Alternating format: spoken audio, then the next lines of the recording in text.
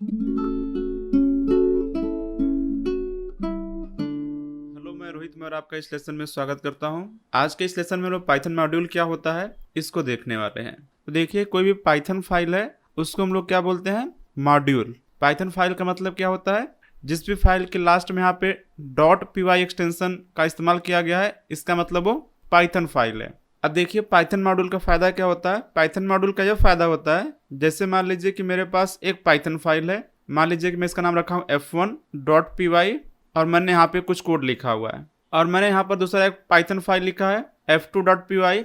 अभी हम लोग क्या कर सकते हैं यहाँ पर, जैसे मान लीजिए मैंने f1 के अंदर ऐसे बहुत सारा कोड लिखा हुआ है।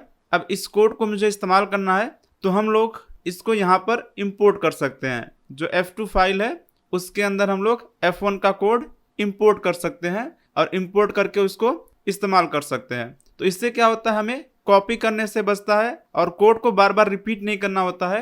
और साथ में जैसे मान लीजिए कि हम लोग एक काफी बड़े टास्क पर काम कर रहे हैं, तो जो हमारा टास्क होता है उसको हम लोग फाइल के अंदर इस तरीके से डिवाइड कर सकते हैं।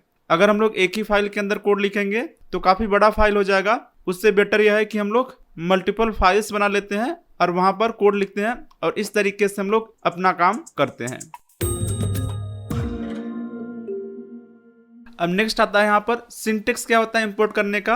तो सिंपल देखिए, यहाँ पर इंपोर्ट मॉड्यूल नेम। तो मॉड्यूल नेम का मतलब क्या होता है, जैसे यहाँ पे मुझे f1 को इंपोर्ट करना है, f1 फाइल को, तो हम लोग क्या लिखेंगे यहाँ पे, इंपोर्ट f1। यहाँ पे .py नहीं लिखेंगे, इसका ध्यान रखना है। इस तरीके से हम लोग इंपोर्ट करते हैं। और इसका भी ध्यान रखना, जो हम लोग यहाँ पे गूगल कोलैब का यूज करते हैं, तो आप देखेंगे यहाँ पे लास्ट में .py एक्सटेंशन नहीं है, बल्कि यहाँ पे आप देख सकते हैं .ipynb एक्सटेंशन दिखाई दे रहा है। तो बेसिकली ये पाइथन फाइल नहीं है, ये सिंपल एक नोटबुक बोलते हैं हम लोग इसको। नोटबुक के अंदर हम लोग यहाँ पर टेक्स्ट भी लिख सकते हैं और साथ में कोड भी लिख सकते हैं।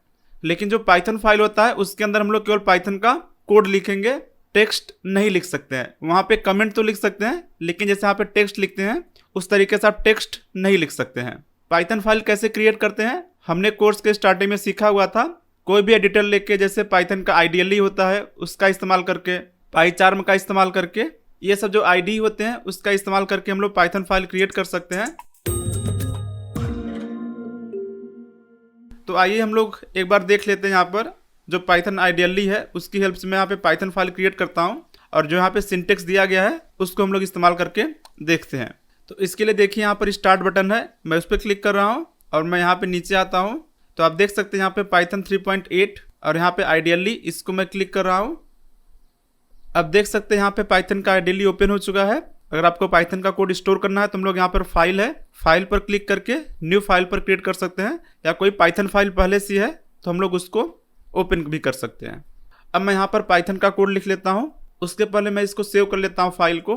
पाइथन फाइल को आप कहीं पर भी सेव कर सकते हैं। यहाँ पे देखिए डिफॉल्ट लोकेशन आ रहा है, मैं यहाँ पर सेव नहीं करता हूँ, बल्कि मैं यहाँ पर डेस्कटॉप के ऊपर सेव कर लेता हूँ। आपको जिस भी फोल्डर के अंदर सेव करना है आप कर सकते हैं। मैं इस फाइल का नाम रखता हूँ यहाँ पर एग्जाम्पल।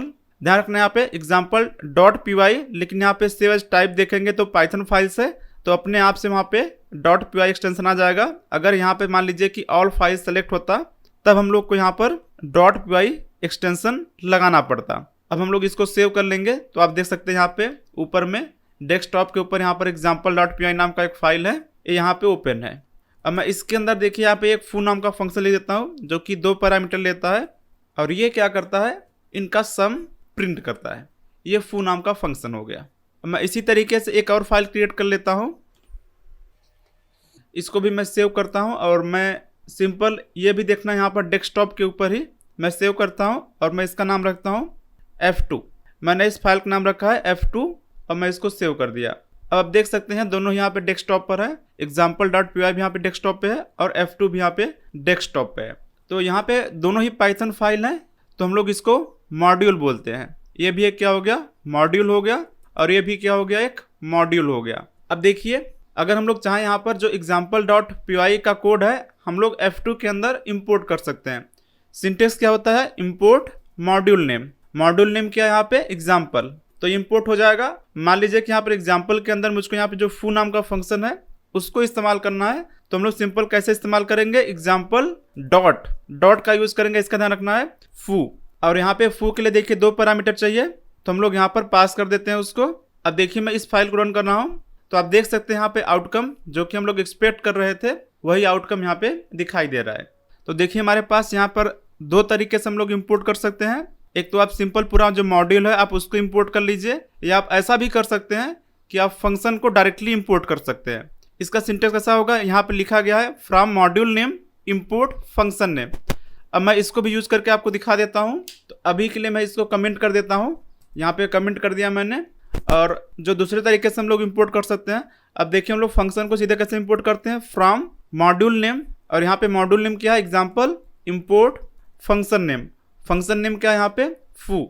अब इसका ध्यान रखना है, हम लोग जिसको इंपोर्ट करते हैं उसका इस्तेमाल करना है। अब देखिए हमने यहाँ पे फू को सीधे इंपोर्ट कर लिया है, तो हम लोग सीधे फू को यूज करने वाले हैं, क्योंकि आपने सीधे फू को इंपोर्ट किया है। आपने जिसको इंपोर्ट किया हुआ है आप उसको इस्तेमाल करेंगे। यहाँ पे आपने एग्जाम्पल को इंपोर्ट किया था, तो आपको यहाँ पे एग्जाम्पल डॉट करके या फू का इस्तेमाल कर सकते हैं। अब आप यहाँ पे देखिए सीधे आपने फू को इंपोर्ट किया हुआ है, तो आप सीधे फू को इस्तेमाल करेंगे, वहाँ पे एग्जाम्पल डॉट फू का इस्तेमाल नहीं करेंगे। अब मैंने यहाँ पर फू और आर्गुमेंट पास करेंगे हम लोग यहाँ पे। अब देखिए मैंने यहाँ पर रन कर दिया है, और आप देख सकते हैं यहाँ पे जो फाइल है वो रन होकर यहाँ पे जो कि हम लोग सोच रहे थे वही आउटकम आपको दिखाई दे रही है। अब मान लीजिए कि हमारे पास यहाँ पे एक और फंक्शन होता हु नाम से, एक कोई भी पैरामीटर नहीं लेता है, ये सिंपल सा एक प्रिंट स्टेटमेंट इसके अंदर है। जस्ट मैं यहाँ पे लिख लेता हूँ हु फंक्शन। मान लीजिए कि हमारे पास एक और फंक्शन है यहाँ पे सू नाम से, और यहाँ पर भी बॉडी के अंदर जो है बस एक प्रिंट स्टेटमेंट है सू फंक्शन। तो ये देखिए हमारे पास फंक्शन अवेलेबल है। अब ऐसा मानिए कि मुझको जो F2 फाइल है उसके अंदर यहाँ पे दो फंक्शन को इंपोर्ट करना है, एक तो फू को इंपोर्ट करना है और साथ में एक सू को इंपोर्ट करना है।